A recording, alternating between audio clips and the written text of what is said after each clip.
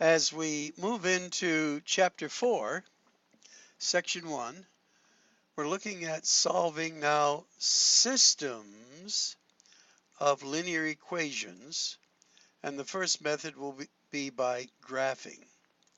Now, when we say systems with an S, we have more than one equation. And what I've done is I've drawn three typical equations, but now I'm going to put in a second line on this first equation, a second line, which again represents an equation on that second graph, and then another line that represents this one. And you might say, well, wait a minute, this one's right on top of that one. But remember, there was a red line there before. And you might say, well, what's going on here? Well, as we plot a graph that we bring from Chapter 3, and then another one, we notice that right here, these two lines are intersecting. At this point of intersection, the coordinates of that point, interestingly, are going to be a solution for the red equation, one unique solution for the red equation, and one the same solution for the black, one unique at that point of intersection. So by doing this, that is graphing these equations and then seeing where they intersect, we are solving this system of equations, in this case by graphing. And we then list our ordered pair, and this looks like it might be, let's say, a 2 and a 1, 2, 3. I'm just making these up, but it's close. The ordered pair, that would be a solution for the red equation and the black equation, having that common unique solution. Now, if we were to draw, again, the red line would be one graph representing one equation, and then the black line representing another equation. And notice these are parallel. Will there ever be a solution of intersection? And the answer is no. So there would be like no solution for something like that. And then in this third case, we see there was originally a red line. You can see a little bit of it there. And then eventually the black line went right on top of it. So actually, the two equations were the same equation. So whatever solution there was for the red one is also a solution for the black one. And there's, in a sense, an infinite number of solutions, because even though they appeared differently, they were, in effect, the same equation.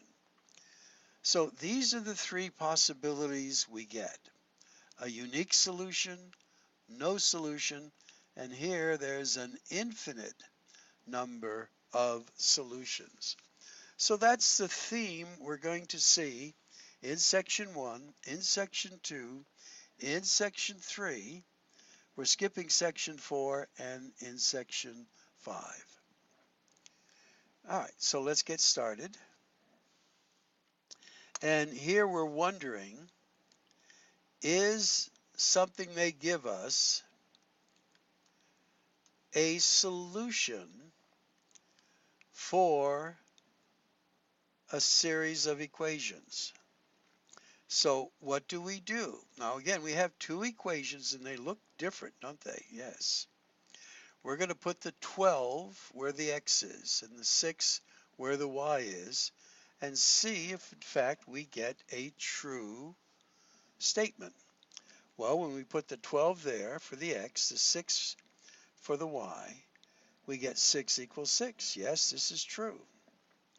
And for this one, we put the 12 where the x is and the 6 where the y is, and we get 12 equals 12. So this solution, this ordered pair, is a solution for both equations. And if we were to graph them, that would be the point of intersection.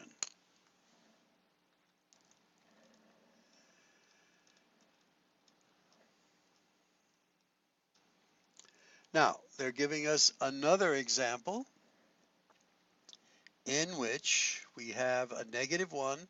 Remember, this is our x value, and this is our y value. It's an ordered pair. We're going to put those, again, through substitution into these equations, and do they make a true statement?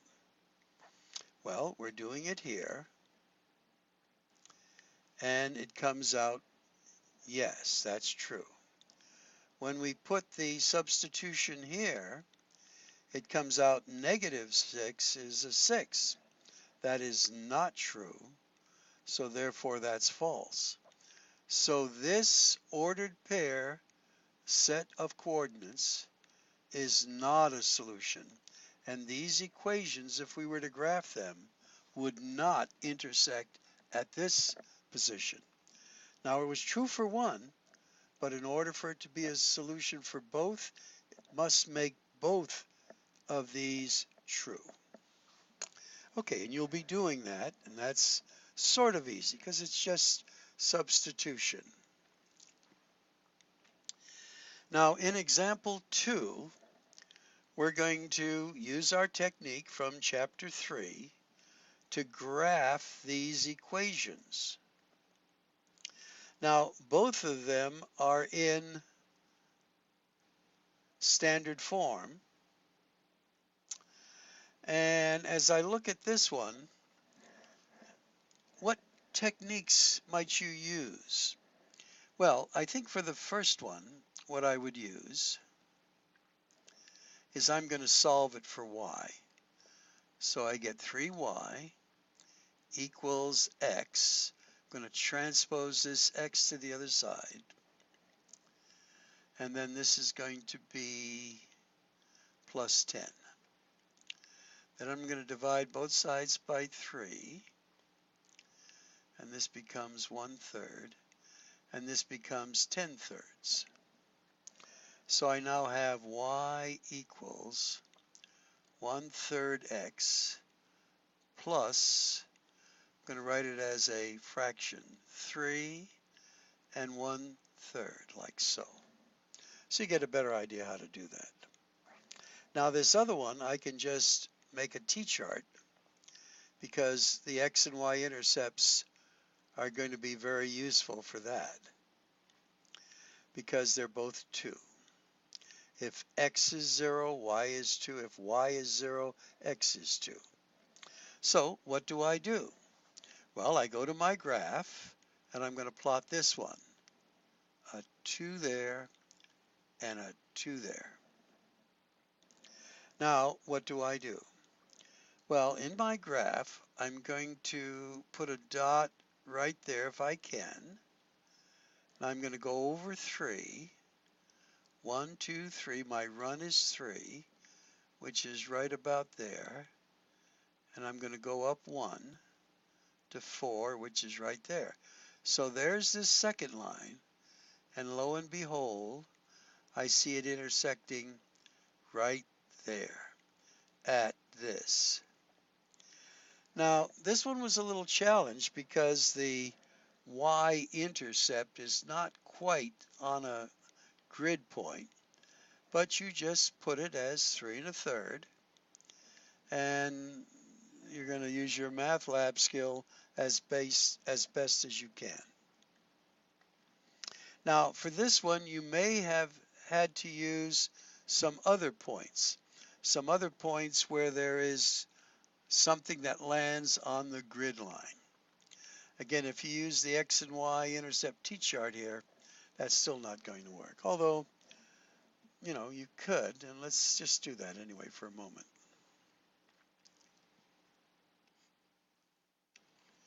So here, if x is 0, then our y-intercept is still 3 and 1/3. But now if this is 0, this is going to be a -10. So out here, if we extended that line, to negative 10. That's where that would have intersected. So our x-intercept would be there, our y-intercept is there. They gave you kind of a hard one to work on. Okay, let's go on.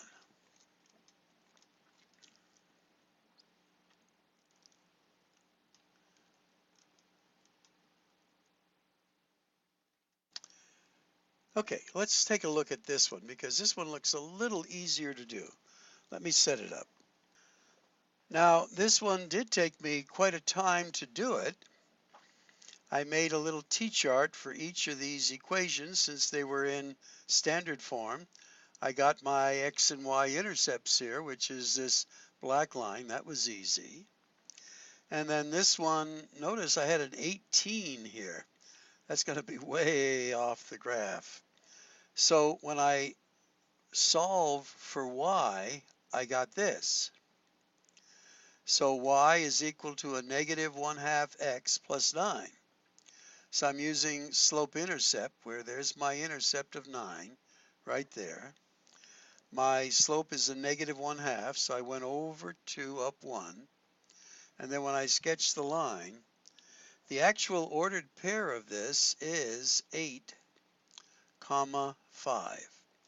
Now, if you have the technique of graphing using MATLAB, that's going to be very accurate. If you're just sketching it, as I'm doing, and maybe all of these aren't exactly equal, it's going to be hard to pick out this particular point. But that's the mathematics behind solving this system of equations by graphing. You're going to have to know your graphing skills from chapter 3, and then be able to graph accurately. Okay, let's go on. And they're mentioning that in our hint here. Now, for something like this is a little bit easier to do,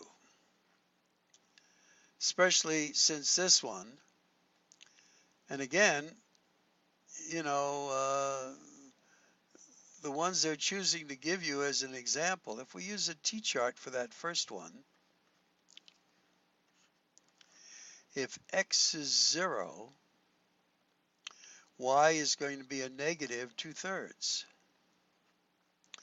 And then if y is 0, this is 0, this is going to be a negative 1. So again, our negative 1, 0 is right there. And our negative 2/3 is right there. If you can sketch that into your MATLAB, it'll make this line. Now this line is just going to be a vertical line, x equals a, or x equals 2, which is this vertical line. And you sort of know that your x-coordinate is going to be 2 because of this. Then you just see it's going to be a negative 2. And then if you had a paper test, you would actually check these in there to see if in fact this is a solution for the first one, which it is. Okay?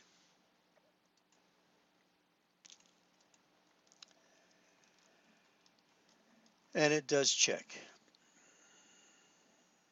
Now for this one, again, it's going to be very similar, making a T-chart of that, but we already know what our y value is going to be. Our y value is going to be negative 5. It's telling us right there. And then you're seeing where this intersects.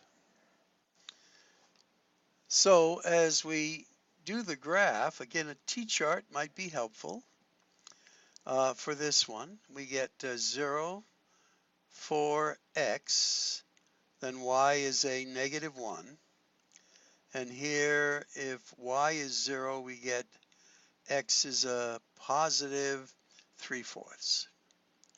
And then here we just have our horizontal line, y equals negative 5. So that's our y equals negative 5 over here.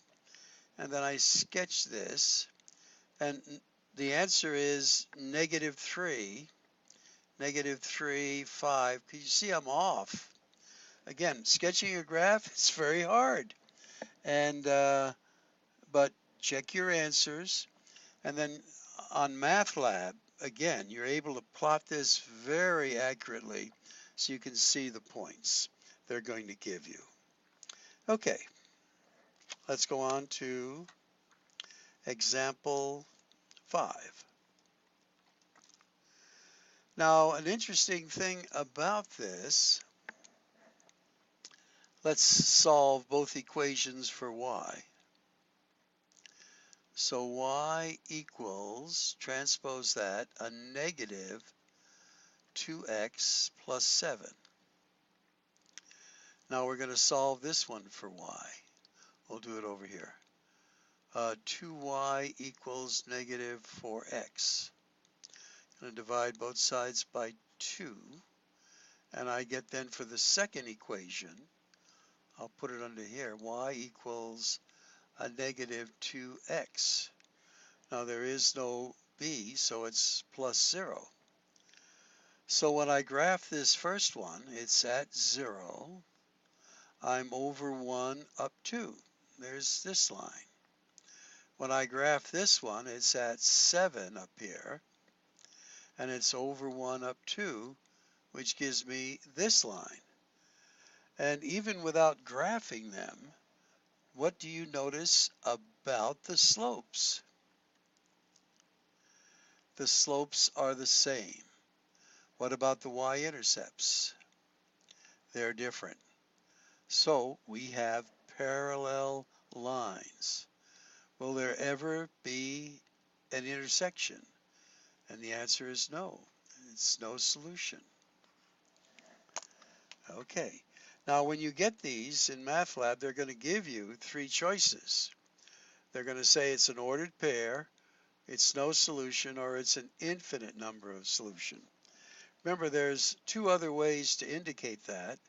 An empty set with brackets, nothing in it, or a null set. That is, there's no solution. Okay, and I'm assuming this one is going to be similar. So let's go on to number 6, example 6. Solve the system of equations by graphing. Now, as you look at these, do they look like they're the same graphs? No. But let's put both of them, well, they're in standard form. Okay. Well, let's solve both of them for y. That's what we'll do. So I'm going to say that negative y equals a negative x plus 3. Okay, so this becomes y, a positive y equals a positive x minus 3. That's this first equation. Now this one is already, y is there.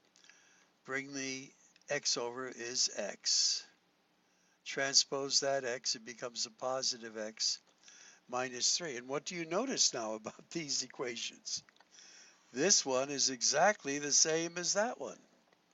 So even though they appear to look differently, when we would put them in a way to solve them, we see they are in fact the same equation.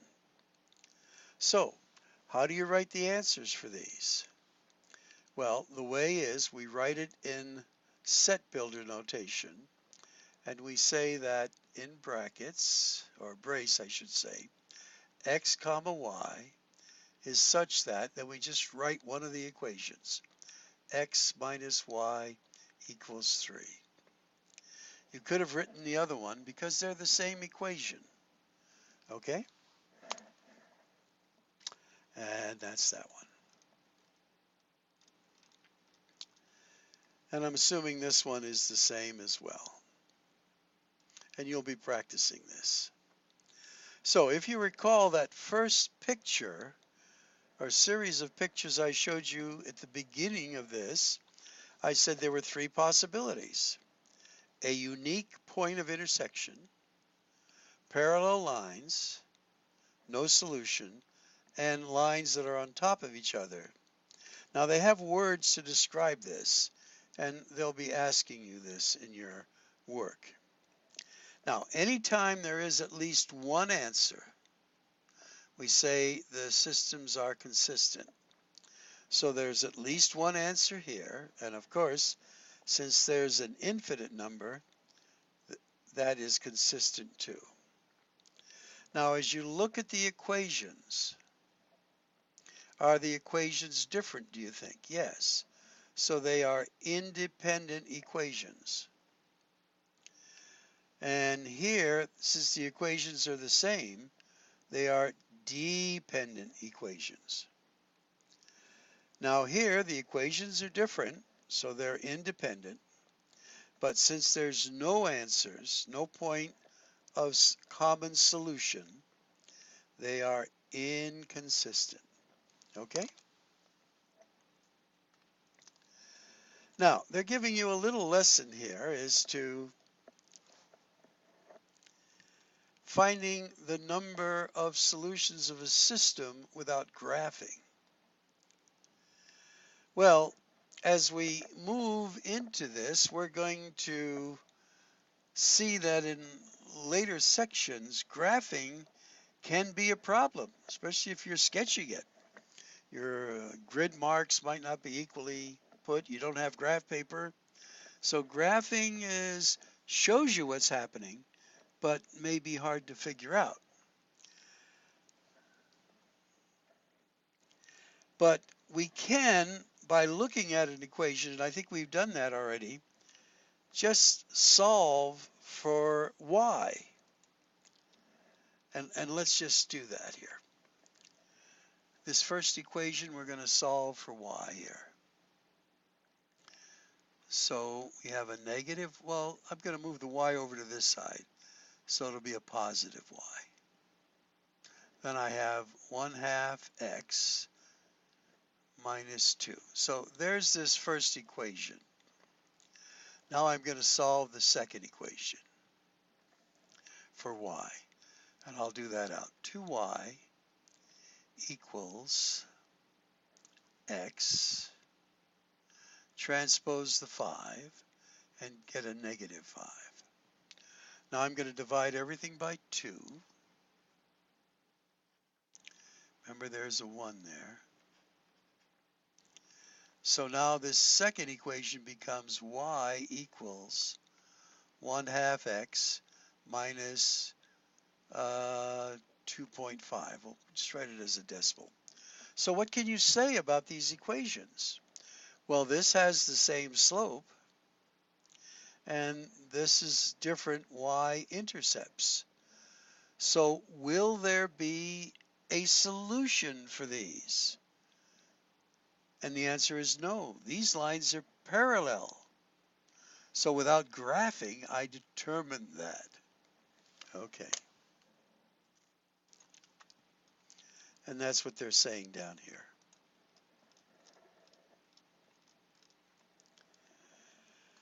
And without graphing, determine the number of solutions of this. Again, we're going to solve for y. So I'm going to transpose the y, get it positive, and then I get 3x. Putting the y on this side, bring the 4 over. Okay, slope-intercept.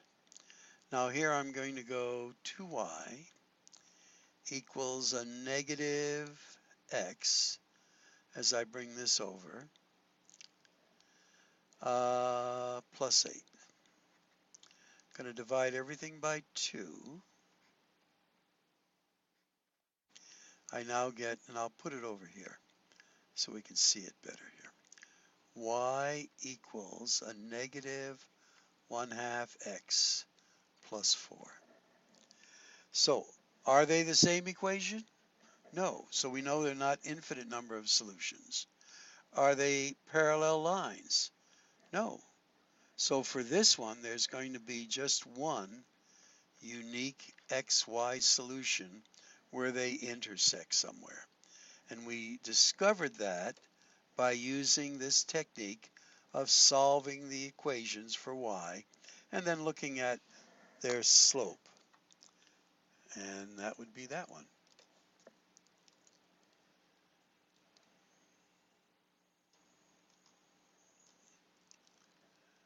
So, let's see, I didn't really reduce that size, did I here?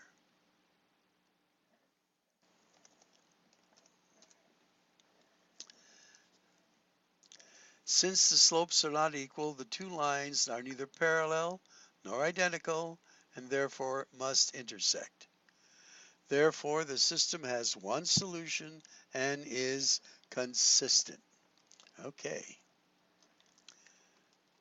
And we'll skip that part, and this wraps up our first lesson.